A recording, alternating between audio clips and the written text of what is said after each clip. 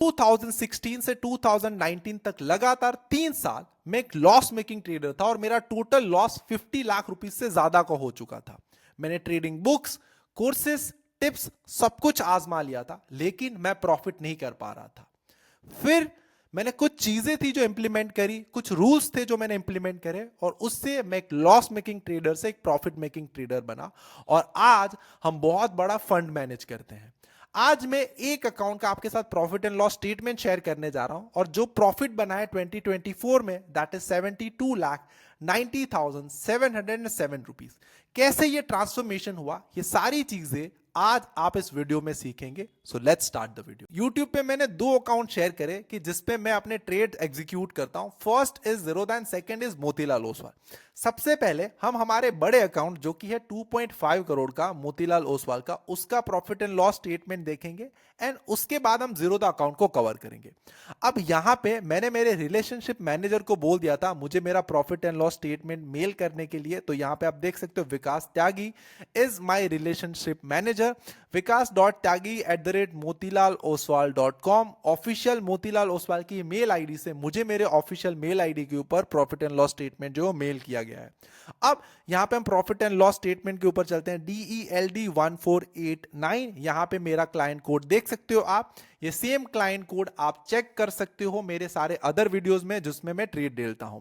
ये जो अकाउंट है ये मेरे वन ऑफ फैमिली मेंबर्स का है, ये मेरा पर्सनल अकाउंट नहीं है, तो ये भी मैं डिस्क्लेमर के साथ आप सभी लोगों के साथ शेयर करना चाहूंगा। अब जैसे ही हम यहां पे डाउनलोड बटन के साथ ऊपर क्लिक करते हैं, ये ऑफिशियल रिपोर्ट जो है डाउनलोड हो जाता है। और जैसे ही हम रिपोर्ट्स को डाउनलोड करते हैं, यहां पे हमारे पास सारे ट्रेड का डेटा आ चुका है। यहां पे आप देख सकते हो फ्यूचर्स एंड ऑप्शन बिजनेस का report. It means futures and option में हमने जितने ट्रेड्स करे हैं वो सब ट्रेड्स की डिटेल हमें यहां पे देखने मिल जाएगी। अब ये एक साल का 123 पेजेस का रिपोर्ट है, तो हमें बहुत ज्यादा स्क्रॉल करना पड़ेगा, और उसके बाद हम लास्ट पेजेस में जाके देखते हैं कि हमारा नेट रियलाइज गेन जो है वो कितना हुआ। तो जैसे ही हम लास्ट पेज के ऊपर चले जाते हैं, हमें यहां पे देखेगा 72,90,000 का प्रॉफिट। अब मंथ वाइज मेरा प्रॉफिट कितना रहा, और इसमें मुझे कितना ड्रॉ डाउन आया, निफ्टी के उसके साथ रिटर्न्स क्या रहे, ये सारी चीजों को देखते हैं। और डोंट वरी, मैं इसकी पीडीएफ आज सभी लोगों के साथ शेयर करने वाला हूं। जैसे ज़ीरोधा का verified profit and loss statement होता है, उस तरीके से कहीं पे भी मुझे मोतीलाल ओसवाल का verified profit and loss statement की लिंक नहीं दिखी, ना ही कहीं पे मैं verified profit and loss statement Motilal का करवा सकता हूं। अगर आप सभी लोगों को कहीं पे दिखता है तो प्लीज मुझे बताना, मैं आपको इसकी भी verified profit and loss statement की लिंक शेयर कर दूंगा, और एल्स इसकी जो पीडीएफ है वो मैं आप सभी लोगों के साथ शेयर करूंगा। अब हम यहां पे रिटर्न्स के ऊपर आते हैं और इसको डीप स्टडी करते हैं। मैं अपने आप को थोड़ा सा छोटा कर लेता हूं यहां पे, ताकि मैं आप सभी लोगों को रिपोर्ट्स को अच्छी तरीके से दिखा पाऊं। तो जो ये कैपिटल यहां पे जो डिप्लॉय हुआ है, दैट इज 2.5 करोड़, और 2.5 करोड़ के ऊपर यहां पे हमें रिटर्न जो है वो सारी दिख रही है। अब यहां पे आप देखो, मंथ ऑफ फरवरी में हमारा 4.79% का लॉस था। उसके बाद मार्च मंथ में हमारा 1.56% का प्रॉफिट हुआ। उसके बाद अप्रैल मंथ में 0.64% हमारा लॉस हुआ। फिर 31st में हमारा 6.69% का हमारा प्रॉफिट हुआ। उसके बाद 5.9% का हमारा यहां पे प्रॉफिट हुआ। और यहां पे सितंबर मंथ में, एक ही मंथ में मेरा 30% का प्रॉफिट हो गया था। और मैंने आप सभी लोगों को बताया था कि दिसंबर मंथ में मेरा टोटल 50 लाख रुपीस का लॉस हुआ है, because continuous back to back मेरे बहुत ज्यादा नेगेटिव ट्रेड्स आ रहे थे। कई कई लोग तो मुझे ये भी कमेंट्स कर रहे थे कि तू प्रॉफिट में है क्या, तू सच में ट्रेड भी करता है या क्या है, बिकॉज मेरे बैक टू बैक लॉसेस हो रहे थे। और जिस भी लोगों ने मेरे प्रीवियस वीडियोस नहीं देखे, उसे ऐसा ही लगने लगा था कि मैं हर बार लॉस ही करता हूं। बट अगर आप ओवरऑल देखो तो मेरा ओवरऑल पीएनएल बना, दैट इज 72,90,000। अब अगर आप दिसंबर मंथ को हटा दो तो उससे पहले में 1 करोड़ से ऊपर के प्रॉफिट मुझे वहां पे दिख रहे थे मेरे प्रॉफिट एंड लॉस स्टेटमेंट के ऊपर। आप देखो कि मैं 1 करोड़ 30 लाख रुपए के ऊपर पहुंचा, वहां से सीधा 50 लाख रुपीस का लॉस हुआ, एंड मेरे अकाउंट से सीधा 50 लाख माइनस हुए। ये यहां पे आप देख सकते हो 72 लाख रुपीस का प्रॉफिट है। अब 29.16% का मैंने यहां पे रिटर्न जनरेट किया है। आप बोलोगे कि सर 29 तो बहुत कम परसेंटेज है, बट एक बड़े अकाउंट्स के ऊपर 10% से ज्यादा return banana, that is a very good thing. अगर आप 50% के रिटर्न बनाना चाहते हो तो 50% भी बन जाएगी, बट उसके लिए आपको रिस्क जो है वो अपने कैपिटल के ऊपर बहुत ज्यादा लेना पड़ेगा। अब इसके साथ अगर आप निफ्टी के रिटर्न्स देखो तो निफ्टी ने इस ओवरऑल ईयर में 10% का रिटर्न दिया है और मैंने निफ्टी को बीट किया है और मेरा रिटर्न जो है वो 29.16% का।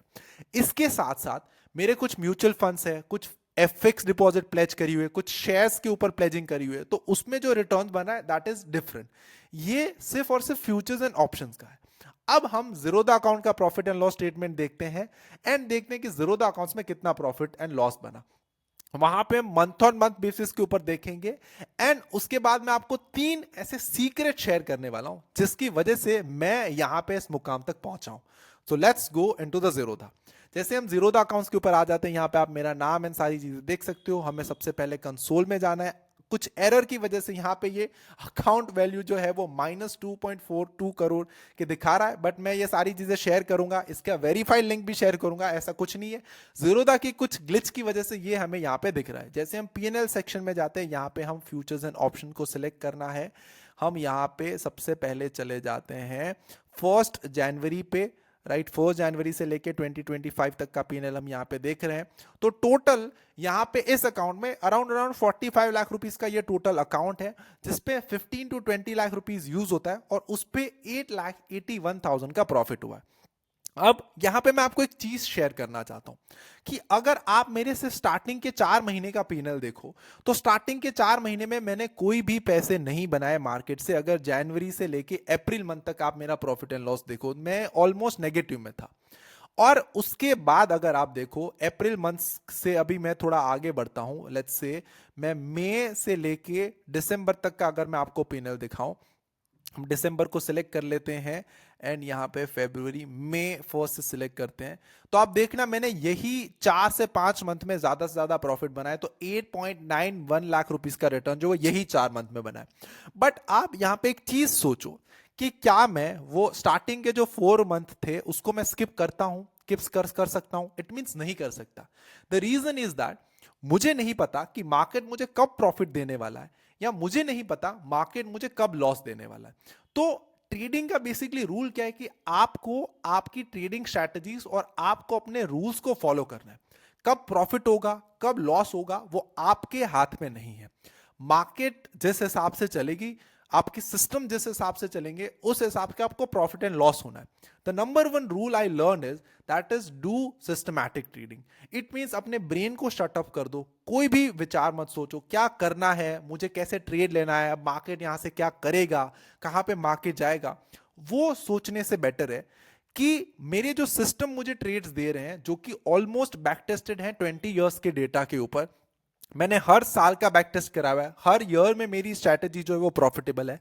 एंड उसी रीजन की वजह से मैंने मेरी ट्रेडिंग स्ट्रैटेजीज को लाइव अपने अकाउंट्स में भी रन करा है। अब मेरा ये नंबर 1 फॉर्मूला है कि अपने दिमाग को बंद करो और अपने ट्रेड्स को फॉलो करो। सेकेंड, मैंने जो नंबर 2 चीज सीखी है दैट इज ट्रेडिंग साइकोलॉजी।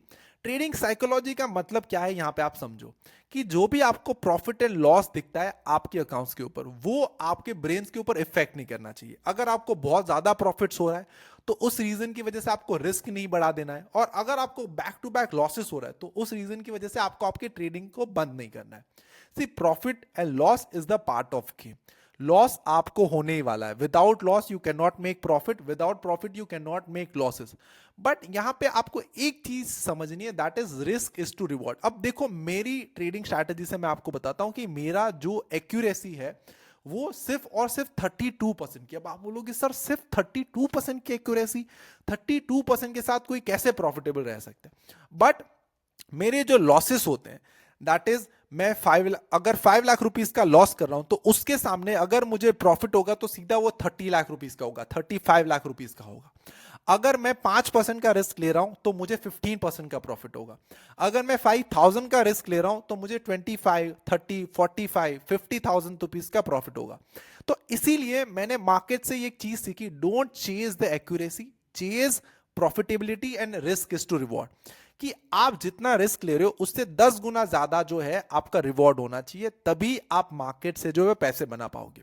कभी भी ज्यादा ग्रीन्स मत देखो कि आपको ये लग रहा है कि मैं हर दिन 200 200 300 300 500 500 या 1000 1000 10 10 हजार का प्रॉफिट करता हूं, एक दिन में बहुत बड़ा पैसा जो है वो लॉस कर दूंगा। जब आप एक्यूरेसी को चेस करते हो तो आपके लॉस होने के चांसेस जो वो ज्यादा है, बिकॉज अब आप मार्केट को फोर्स कर रहे हो कि मुझे तो आज अपना डे ग्रीन में ही क्लोज करना है या मुझे तो मार्केट से इतने ही पैसे कमाने हैं। जबकि मैं क्या करता हूं, सिट बैक एंड रिलैक्स, मैं अपनी सिस्टम को फॉलो करता हूं। मेरी सिस्टम अगर मुझे 30% एक्यूरेसी दे रही है, I am saying I am so happy with you. अगर मुझे मेरी सिस्टम 50% एक्यूरेसी दे रही है, I am saying I am so happy with you. मैं सिर्फ और सिर्फ अपनी सिस्टम को फॉलो करता हूं। तो यहां से आपको 3 लर्निंग सीखनी है। First, do systematic view of trading.